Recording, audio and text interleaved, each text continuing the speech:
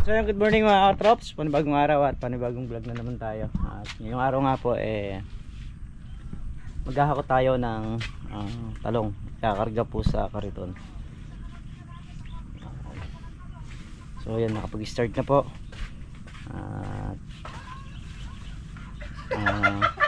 Ang mayayari ngayon, so yayari namin.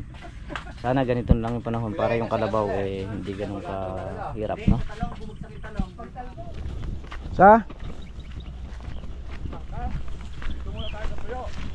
Oh, pwede na dyan sa tayo muna. Oo. Oo, sige. So yan mga katrops, tayo. Ay, sasakay na yung dalawa na to, no? Ilan ba na ikakarga? Dalawa na.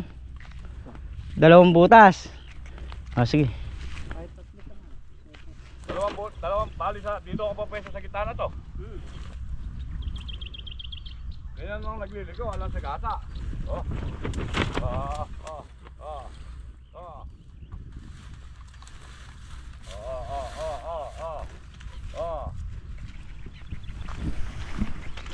Wala nga naman sa gasa. Ayun mga katrops. Ako tagasa lang sa taas. Ayun yung mga tayo ng manok. Pagka niyari ng hakutin daw, saka na may kakalat. Bali naka by 20 na rin yan, papunta rin.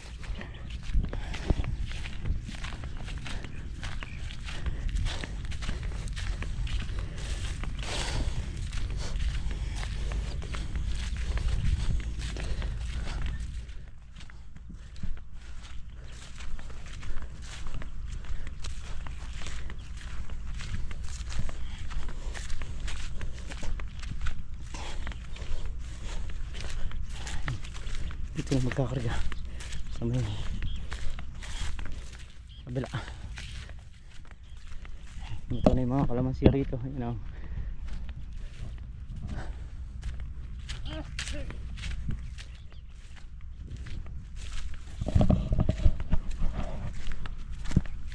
Kakamada ulit tayo. Ayos yung kamada natin kanina, malaki yung nahakot kada salida. Kailangan kasi lalaparan mo yung kamada para marami kang maikakarga. Saka ilalak mo lang sa gitna. Shoutout po, shoutout sa may-ari ng Lin Farm. Ayan. Merry Christmas po. Ayun. Ayan. Lalo na po kay Boss Jun. Ayun. Ayan, bali si Kuya Boy inimbitahan din ni ate sa Christmas party. At syempre si Kuya Boy naman pagka oras na kailangan mo andyan kagad. At nagtira. Kaya syempre papasalamat din kami kay Kuya Boy. Basta kailangan mo si Kuya Boy, di ka magdadalawang isip, di ka magdadalawang salita, dira kagad. Bali nakadalawang salita na. At si Makmak muna yung nagkamada.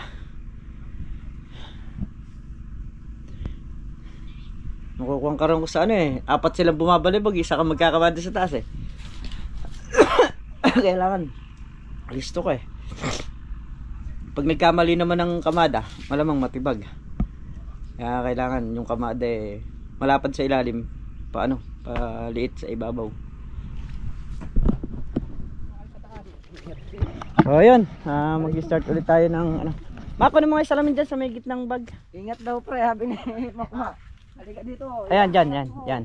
Hindi, sa isa. Salamin tayo kasi yung hindi naman nato gitna. yung kagaya kanina, pagbalibag nila may talong na natanggal, tuwama sa ganito ko.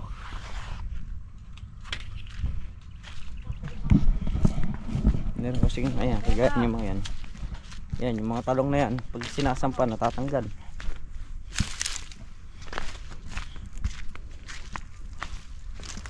Nagkakamada sa taas.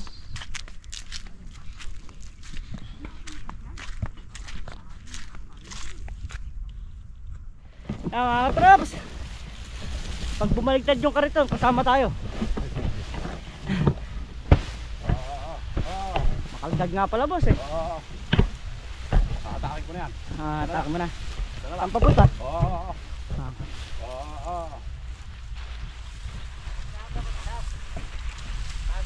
Pwede. Pwede pa. Basta kaya nyo ibalibag. Kakamada ko yan. Kakarga pa tayo. Alam, dito na lang yung kalabaw.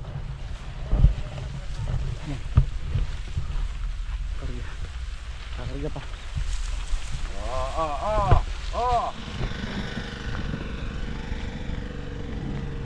So ayun mga katrops. Kasama ng susing ano yan? Nandun. Tinan mo yung susing isa. Ito? Saan? Ayan, tinan mo. Yung sukat. Tinan natin sa pagkita. Ay.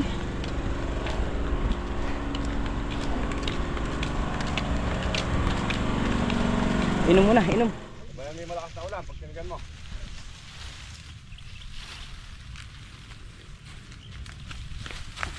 Oh, nakakalaban. Mapulunan. Mahirap sa taas. Oo, nga naman. Matasting mo kasi dito sa tang mo para. Oo. Sakay niya, kadami nilalagay ha. Mahirapan kayo pagka wala ako sa baba. Hindi ko pa ilalapit yung karito noon. Wait lang. Sumasama. Ako nga kasi Matamaan yung ng karga. pinipit-pit ko na eh, oh. Kailangan pit-pit na bago Sasama sapa talaga eh. matulin sila maglagay. Oo. Kanina, good eh. Pangkarga pa kanina, alalang pangarga eh. Ha? Kanina.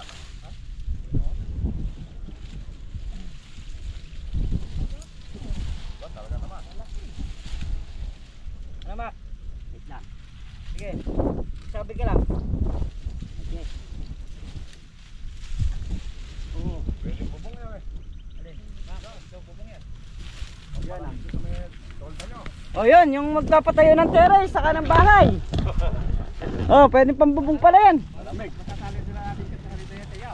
Hindi. Salita lang sa akin. Ha? Hindi diretso na sa inyo yan. Ano Mac? Napakalamig mak yan. Hindi. Babanti ko muna. Wait lang. Taglit lang, baka makita mo si Mac nakaiwan doon sa puwitan. Kalabaw mo masasaktan. Ito pa pala, sa likod pala natin, pakatlo. Oo nga. May pangarga pa nga pala dyan. Di pa panlakad. Umuwi na yung dalawang pogi. Lakad pa yata eh. Tama. Wait lang. Wait lang.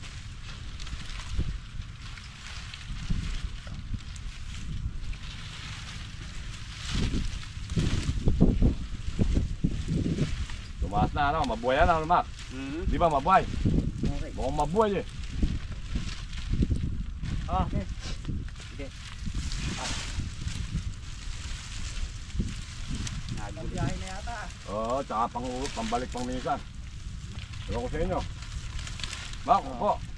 Pwede. Mabuhay pa tayo nila boss. Oo. Oo, kakunti ng karga natin no. Sige, okay na to. Ah. Okay na muna yan. Ha? O Mac, ano pa? Nagbulo yung talantan eh. Sige. Dito sa harap, wala kang karga.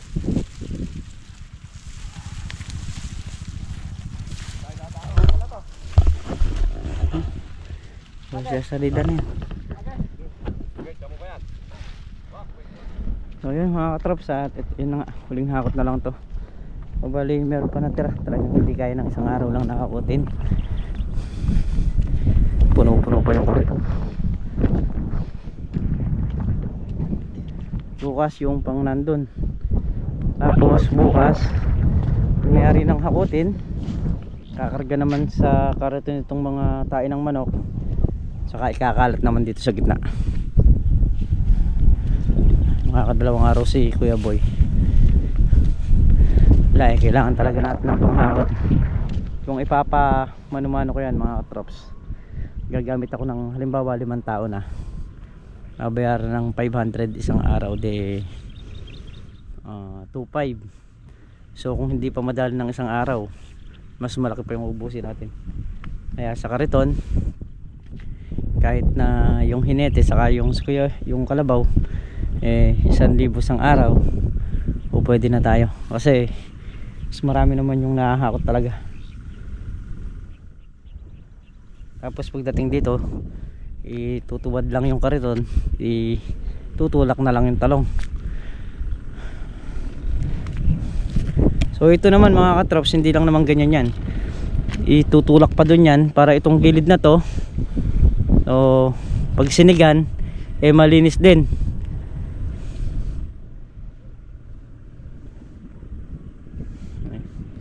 Para malinis din yung kuno yan, lugar na yan.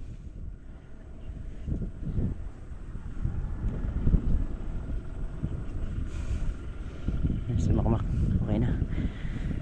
Papahinga ko muna. Saka yung kalabaw ni Kuya Boy para makakain din kasi talagang nagmula kanina hindi naman, ayan, nakakakain pa ganyan lang.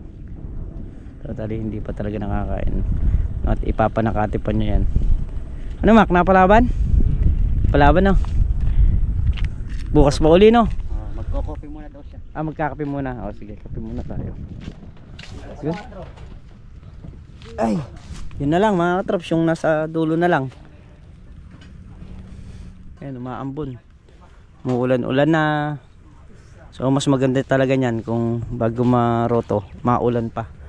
Yung sa tayo ng manok naman maikakalat naman dito yun. Buhaghag naman yung lupa nere. Kaya ano siya. So yan, dyan natin ilalagay yung tayo ng manok sa pagitan ng kalamansi na yan.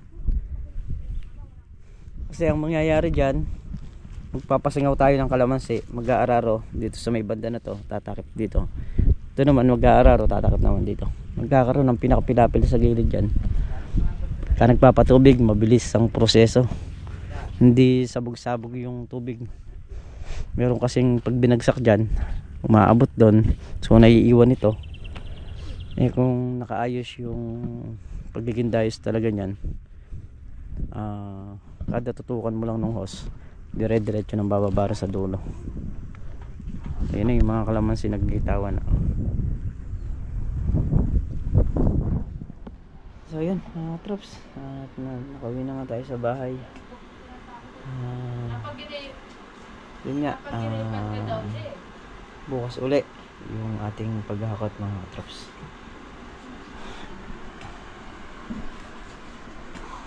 So bukas hakot ng talong, tapos kalat ng mga nasa sako, tapos buhos kinabukasan o sa makalawa pwede ng pa-stable.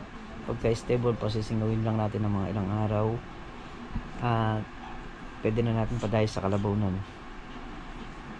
Pagkadayo sa kalabaw, pwede na tayong bumili ng binhi ng buto. Habang tubo tayo ng buto, magsasaksak naman tayo ng buho doon sa gagawing balag. So yun yung plano ko, plan A ko ngayon. Pero sabi nga nila, kailangan meron kang plan B. Sasablay ka sa plan A, dapat merong pangalawang option. Kaya